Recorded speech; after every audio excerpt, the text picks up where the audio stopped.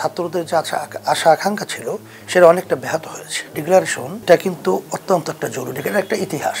বিভিন্ন সময় ইসলামী দলগুলোকে এবং আমাদের মুসলমানদেরকে বারবার তারা ধোঁকায় ফেলেছে। নির্বাচন আগে দিতে হবে, অমুক করতে হবে, তমুক করতে হবে, ওই যেই লাউ সেই কদুই হয়। সংস্কার অত্যন্ত জরুরি যে তারা অন্তত 3টা নির্বাচন অংশগ্রহণ করতেই পারবে না। ইসলাম নীতি আদর্শ হলো নারীর সবচেয়ে বেশি অধিকার দিয়েছে। প্রিয় দর্শক, স্বাগত জানাচ্ছি দৈনিক নয়া দিগন্ত থেকে। আপনাদের সাথে আছি আমি যুবরাজ ফয়সাল। আজ আমরা কথা বলবো ইসলামী আন্দোলনের আমির ও চরমোনাই পীর সৈয়দ মোহাম্মদ রেজাউল করিমের সাথে। কথা বলবো নারীর ক্ষমতায়ন এবং ইসলামী নারীর অধিকার নিয়ে। কথা বলবো ইসলামী বিভিন্ন দলগুলোর ঐক্য নিয়ে। চলুন যাই শুনি তার কাছ থেকে এইসব বিষয়ের ব্যাখ্যা। জুলাই এবং আগস্টের গণ অভ্যুত্থান হলো, এর ফসলই হলো বর্তমান অন্তর্বর্তীকালীন সরকার। অন্তর্বর্তীকালীন সরকার, তার থেকে আমরা যতটুকু ছাত্র জনতা বাংলাদেশের মানুষ চেয়েছিল, আসলে পুরোপুরি ওইভাবে তাদের থেকে কার্যক্রমটা আসলে আমরা লক্ষ্য করছি না, বা সেভাবে আমাদের জনগণ এবং ছাত্রদের আশা সেভাবে তারা পূরণ করতে পারে নাই।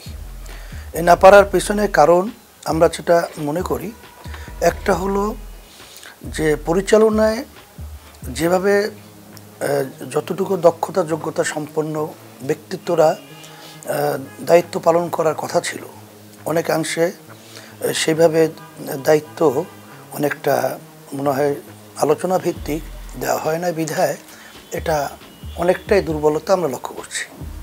আর একটা হলো যে অন্তর্বর্তীকালীন সরকার যখন ক্ষমতায় আসছে, তা আসার পরে তখন তো দেশটা ছিল অগুছালো, মানে কোথাও কোনো সুন্দর পরিবেশ ছিল না। তখন কোথাও আপনার প্রশাসন বা অন্য কোনো সেখানে সুন্দরভাবে পরিচালনা ক্ষেত্রটা তৈরি ছিল না। এই অবস্থায় তারা দায়িত্ব পালন করার জন্য আসছিল। কিন্তু সেখানে আমরা যারা নাকি ছাত্র জনতা গণ অভ্যুত্থানে আমরা যারা নাকি সংশ্লিষ্ট ছিলাম, আমাদের দায়িত্ব, একটা কর্তব্য ছিল যে তাদের পরামর্শ এবং তাদের সহযোগিতার মাধ্যমে অল্প সময়ের ব্যবধানে দেশটা যেন সুন্দর একটা পরিবেশ তৈরি করা যায়। কিন্তু তখন আমরা কিছু রাজনৈতিক দলের মধ্যে আমরা কিন্তু একটু বেশি বাড়াবাড়ি বা খুব তাড়াহুড়া করে ফেলছি। মানে নির্বাচন আগে দিতে হবে, অমুক করতে হবে, তমুক করতে হবে, এই বিভিন্ন সমস্যাদিগুলোর মাধ্যমে ফ্যাসিস্ট যারা নাকি আমাদের দেশ ছেড়ে পালালো, তারা কিন্তু সুযোগ পেল। এই সুযোগে কিন্তু এই সরকারকে অস্থিতিশীল করার জন্যে তারা বিভিন্ন ধরনের কিন্তু পদক্ষেপ গ্রহণ করেছে। অনেকগুলো পদক্ষেপ যেটা নাকি আমরা ভয়ও পেয়েছিলাম এক পর্যায়ে, কিন্তু আল্লাহ রাব্বুল আলামিন হেফাজত করছেন। এই ব্যাপারটা আমরা ওখানে আমাদের দুর্বলতা।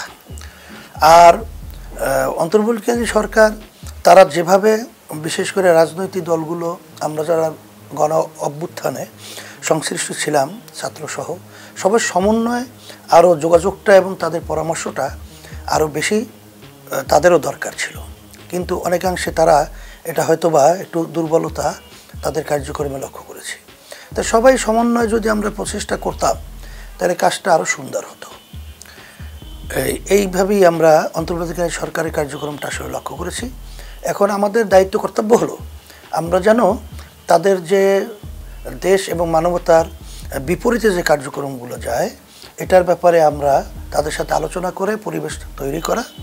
আর সাথে সাথে এই সরকার খুব তড়িৎ জনগণের ম্যান্ডেট এবং ছাত্র জনতার যে আশা আকাঙ্ক্ষা ছিল, সেটা যেন তারা পুরো উপলব্ধি করে সেই অনুযায়ী দেশ পরিচালনা যতদিন তারা দায়িত্বে থাকবে এইভাবে করবে, এটা আমরা আশা করছি। সংস্কার এটা অত্যন্ত জরুরি এর জন্যে যে এই 15.5 বছর যে ফ্যাসিস্ট সরকার, খুনি সরকার, তারা ক্ষমতায় থেকে, এটা তো আসলে কোনো রাজনীতি ছিল না, আর কোনো সুন্দর একটা পরিবেশও ছিল না। তারা তাদের নিজেদের স্বার্থ, দলের স্বার্থ, এটা অগ্রাধিকার দিয়েছে। এবং বিশেষ করে আমাদের পাশের রাষ্ট্র ভারতের চিন্তাটাই আসলে তারা বাস্তবায়নের ব্যাপারটা গুরুত্ব দিয়েছে। আমাদের দেশ জনগণের দিকে অনেকাংশেই তাকায় নাই। তাই সেই হিসাবে সর্বক্ষেত্রে কিন্তু তাদের এই দলীয়করণ এবং যেটা নাকি বলা হয় এক কথায় আমাদের দেশের বিরোধী মনোভাবের লোকগুলো সর্বত্র কিন্তু ওইভাবে তৈরি হয়ে বসে আছে। এবং সর্বত্র কিন্তু তাদের মন মতো এবং দলীয় স্বার্থের জন্যে তারা কিন্তু বিভিন্ন জায়গায় সংবিধানই বলেন বা সব জায়গায় কিন্তু তারা তাদের মত করে ওইটা কিন্তু তারা ওইভাবে তৈরি করেছে।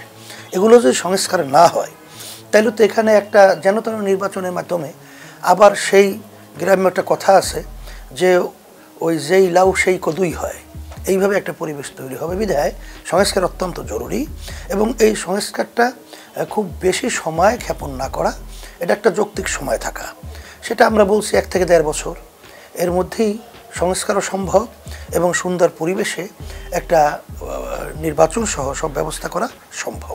উপদেষ্টার ভিতরে তো আমরা বারবার বলেছি এর ভিতরে কিছু উপদেষ্টা তো বিতর্কিত এবং কিছু আছে বয়স খুব বেশি হওয়ায় অনেকাংশে তাদের যে একটা অ্যাক্টিভিটিস সেটাও কিন্তু অনেকটা কমতি, আর বিভিন্ন নাস্তিক মনাও এবং ইসলাম বিদ্বেষী মানবতা বিরোধী কিছু উপদেষ্টাও এর ভিতরে আছে।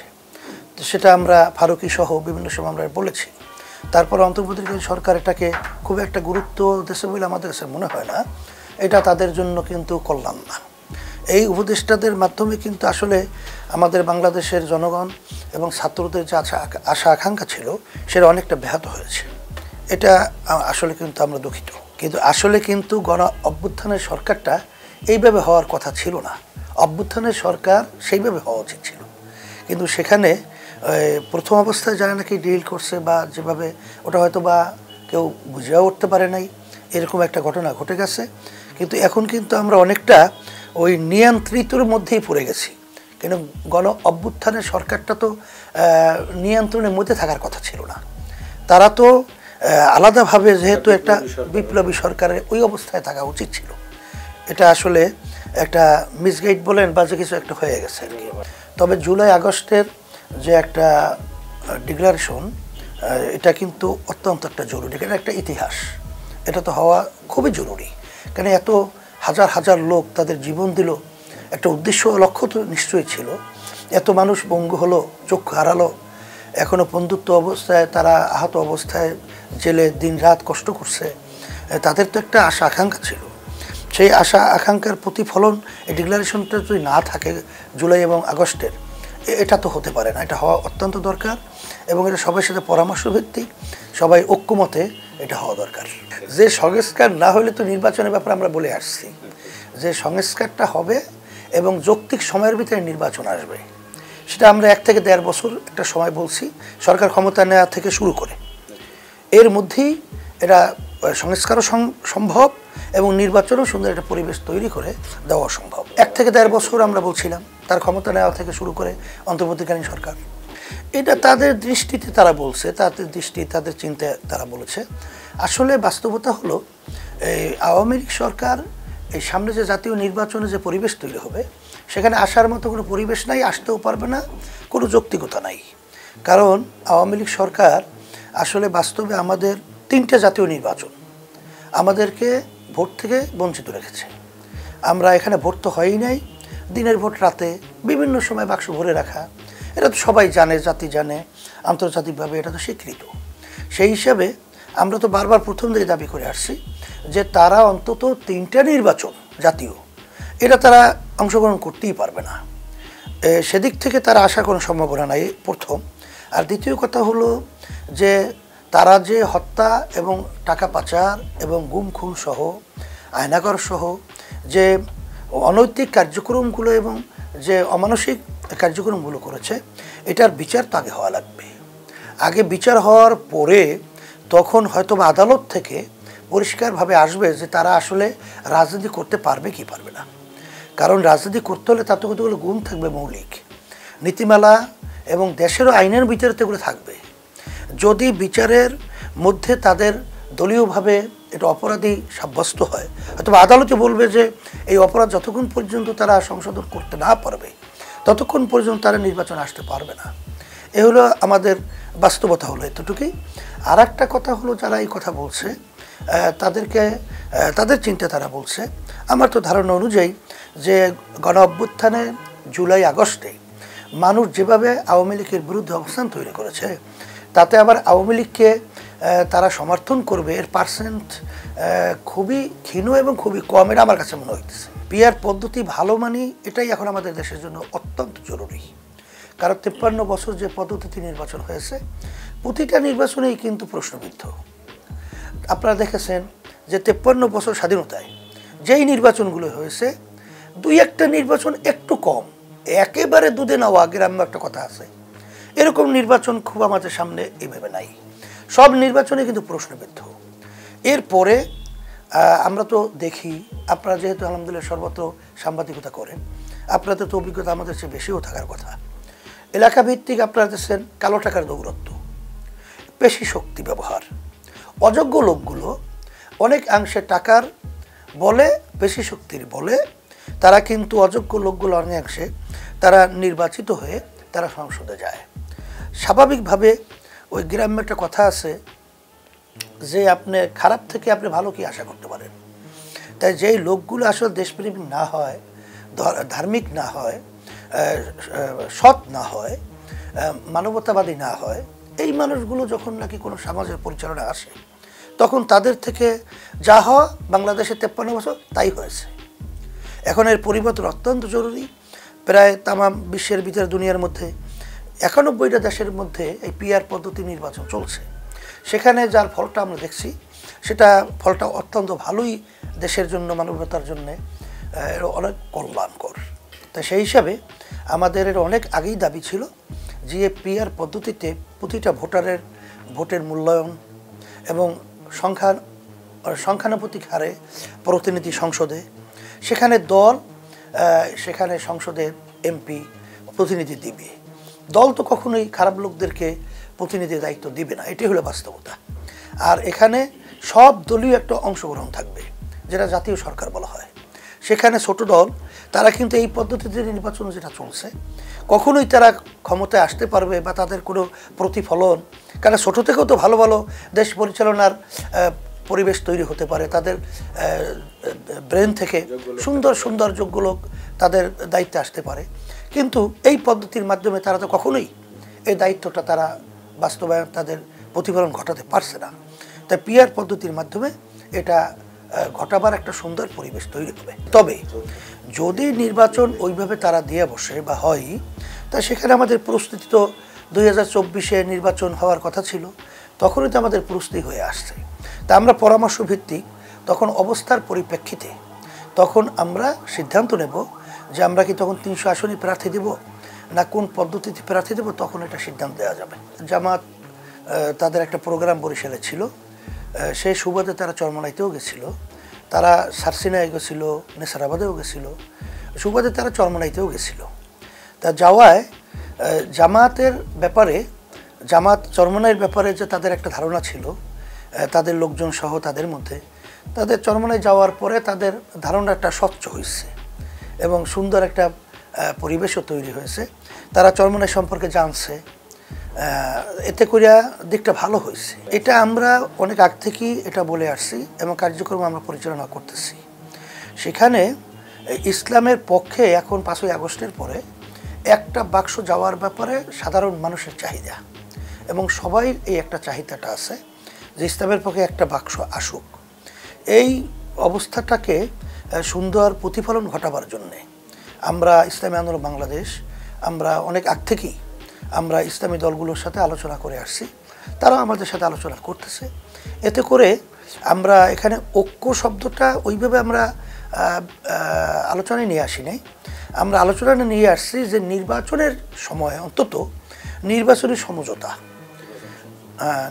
নির্বাচনী সমঝোতা যদি একটা বাক্স আমরা পাঠাতে পারি, অন্তত মানুষ যেন ইসলামের পক্ষে একটা বাক্সে ভোট দেওয়ার মতো পরিবেশ পায়, এই শেষের আমরা অগ্রগতিকে এখন বেশি দিতেছি। আর নির্বাচনী ঐক্যের ব্যাপারটা আমরা খুব বেশি এটা আমরা গুরুত্ব দিতেছি।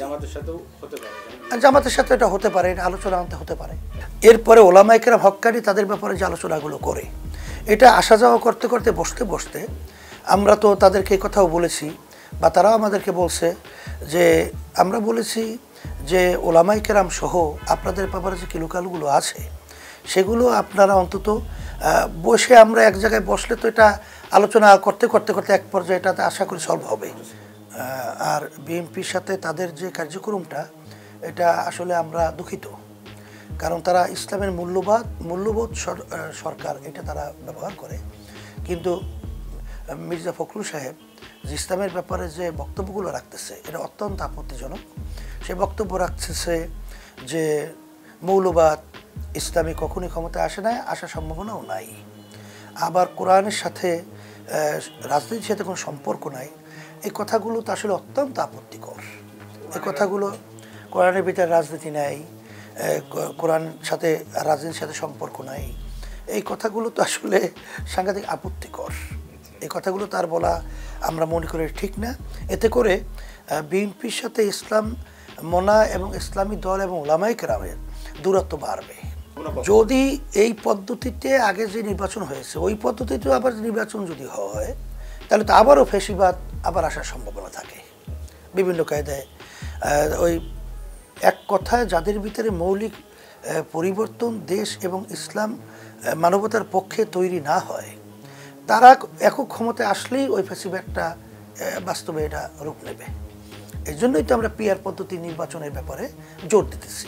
এই যারা নাকি ক্ষমতায় যাওয়ার পরে এই ধরনের নীতি আদর্শটা লালন করে বাস্তবায়ন করতে চায়, এরা নির্বাচনের সময় কৌশল অবলম্বন করে। যেমন আওয়ামী ফ্যাসিবাদ তারা কিন্তু নির্বাচন আগে বলছিল ক্ষমতায় যেতে পারলে শরিয়া বিরোধী কোনো আইন তারা পাশ করবে না। এরপরে দেখা গেছে পট্টির ব্যথার ভিতরে বাঁধছিল, তাসবি কিন্তু হাতার ভিতরে তসবি নিয়ে আমাদেরকে এইভাবে বোঝাবার চেষ্টা করেছিল, সুন্দর সুন্দর ভালো ভালো কথা বলছিল। এইভাবে অন্য অন্য যারা তারাও এই ধরনের আচরণগুলো আমরা দেখেছি।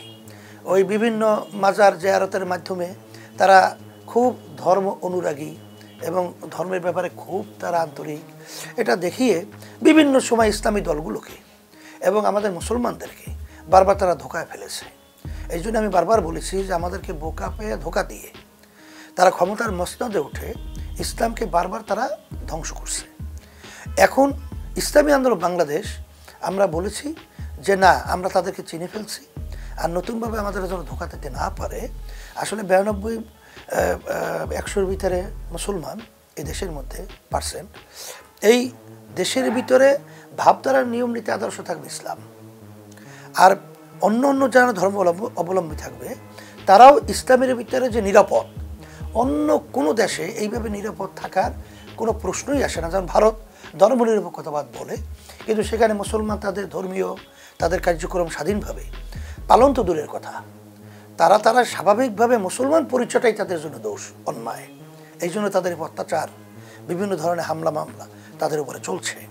কিন্তু বাংলাদেশের ভিতরে আমি আগেও বলেছি যে অন্য অন্য ধর্মাবলম্বীরা মায়ের কোলে সন্তান যেরকম নাকি নিরাপদ রয়েছে, তারাও কিন্তু বাংলাদেশের মধ্যে ওই নিরাপদ অবস্থায় তারা বসবাস করে থাকে বা বসবাস করছে।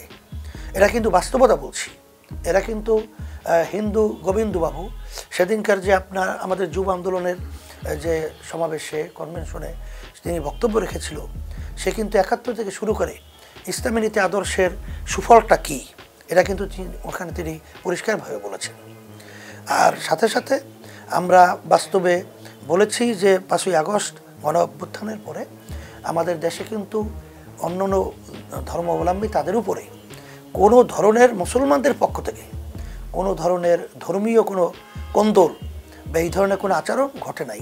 দুই একটা যেটা দেখায় ওটা রাজনৈতিক সুবিধা অসুবিধা, রাজনৈতিক আওয়ামী লীগ দোসররা ক্ষমতা থাকায় ওরা অত্যাচার করছে, অত্যাচারের একটা প্রতিফলন ব্যক্তি 2-1 জনের উপরে ঘটছে। এটা কোনো ধর্মীয় কোনো ইস্যু না, এটা কোনো অন্য কোনো বিষয় না। আর ইসলামী নীতি আদর্শ পাঠিয়েছে সৃষ্টিকর্তা আল্লাহ, এবং তার বাস্তবায়নের জন্য রসুল হিসেবে পাঠিয়েছেন মুহাম্মদুর রাসূলুল্লাহ সাল্লাল্লাহু আলাইহি ওয়াসাল্লাম। ইসলাম নীতি আদর্শের মাধ্যমে সর্বত্র ব্যক্তি থেকে শুরু করে সব জায়গায় যে শান্তির একটা পরিবেশ তৈরি হয়, তার বাস্তবতা আল্লাহ রাসূল সাল্লাল্লাহু আলাইহি ওয়াসাল্লাম থেকে শুরু করে সাহাবায়ে কেরামদের অনুশাসনে এটা আমাদের বাস্তব ইতিহাস সামনে। এমনকি বিজাতিরা পর্যন্ত তাদের দেশ ছেড়ে সেই ইসলামী নীতি আদর্শ যেখানে পরিচালনা হয়েছিল সেখানে এসে বসবাস করেছে। এটাই হলো বাস্তবতা। আপনারা দেখবেন অক্সফোর্ড বিশ্ববিদ্যালয় যেই প্রতিষ্ঠানটা প্রতিষ্ঠিত করেছে বিজাতিরা, সেখানে কিন্তু তারা 100 মনীষীর নাম তারা যে লিপিবদ্ধ করেছে, দ্য 100 যে বইটা আছে তার প্রথম নামটা কিন্তু তারা বিজাতিরা নিয়ে আসতে বাধ্য হয়েছে। তার নাম হলো মুহাম্মদুর রাসূলুল্লাহ সাল্লাল্লাহু আলাইহি ওয়াসাল্লাম।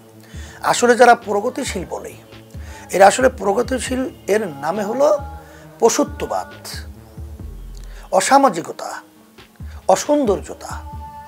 মানুষ আর পশু তো সমান না, মানুষ পশুদের পার্থক্য আছে। আমাদেরকে মৌলবাদী বলা হয়। আসলে বাস্তবতা হলো এই যে যারা মূলের উপরে চলে, আমি মুসলমান, আমি যদি আমার মূলনীতি আদর্শের উপরে না চলি তাহলে সেখানে মুসলমান দাবি করা অযৌক্তিক না? যেমন নাকি নরেন্দ্র মোদীকে বলা হয় হিন্দু মৌলবাদ, এবং এই হিন্দু মৌলবাদের উপরেই সে কিন্তু ক্ষমতায় আসলো, কথা ঠিক না? তাই সেখানে মূল ব্যাপারটা হলো যে যারা নাকি এই কথাটা বলে এরা ইসলাম বিদ্বেষী এবং মুসলমানদের ধারার বাইরে অন্য কোনো নীতি আদর্শ চিন্তা লালন করাই তাদের থেকে এই ধরনের কথাগুলো, আচরণগুলো আসলে ভেসে আসছে। যখন নির্বাচন হয় বেশিরভাগ মহিলারা কিন্তু ইসলামের পক্ষে বাক্সে ভোট দেয়। এটা সব জায়গায় আমরা নির্বাচনে দেখেছি। তাই নারীদের অধিকার এইটা আমরা খুব বেশি বুঝলাম আর নারীরা বুঝলো না। তাম দুনিয়ার ভিতরে ইতিহাস হলো ইসলাম নীতি আদর্শ হলো নারীর সবচেয়ে বেশি অধিকার দিয়েছে। এত অধিকার কিন্তু অন্য কোনো নীতি আদর্শ দিতে পারে নাই। শিক্ষা ব্যবস্থা এক কথায় যে বাংলাদেশের ভিতরে 92 জন শতকরা মুসলমান, সেখানে সর্বপ্রথম অগ্রগতি পাবে ইসলামী শিক্ষা, দ্বীনি শিক্ষা। আর এর মাধ্যমেই মানুষ তৈরি হয়।